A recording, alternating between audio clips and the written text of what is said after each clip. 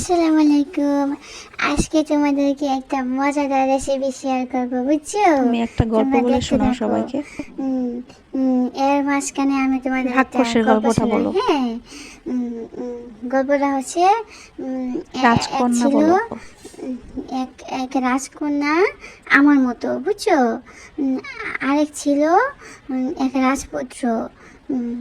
পরে একদিন এই রাজকন্যাটারে একটা রাক্ষসে, অনেক বড় একটা রাক্ষসে উম, উম, অনেক দূরে ওছেনপুরে বন্দি করে ফেলছিল, বুঝছো?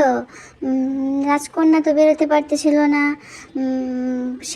সে ঘুমাইছিল, সে ঘুমিয়ে থাকতো, কারণ তার তার মাথার কাছে ছিল একটা রূপার কাঠি, পায়ের কাছে ছিল একটা সোনার কাঠি, বুঝছো? পরে ওকে, রাজকন্যাটাকে বাঁচানোর জন্য রাজপুত্র অনেক পঙ্কিরাজ বুড়া দিয়ে অনেক দূরে অনেক দূরে অনেক দূরে উড়ে উড়ে উড়ে উড়ে উড়ে উড়ে গেছে গা। ওখানে গিয়া পরে গিয়ে দেখে রাজকন্যা ঘুমাইতেছে। পরে ওই সোনার কাঠিটা মাথায় নিয়ে আসলো, আর রূপার কাঠিটা পায়ে নিয়ে দিল। অমনি রাজকন্যা ঘুম ভাঙে গেছে গা। তখন হাউ মাউ গাও, মানুষের গন্ধ পাও বলে রাক্ষসটা আশা করছে।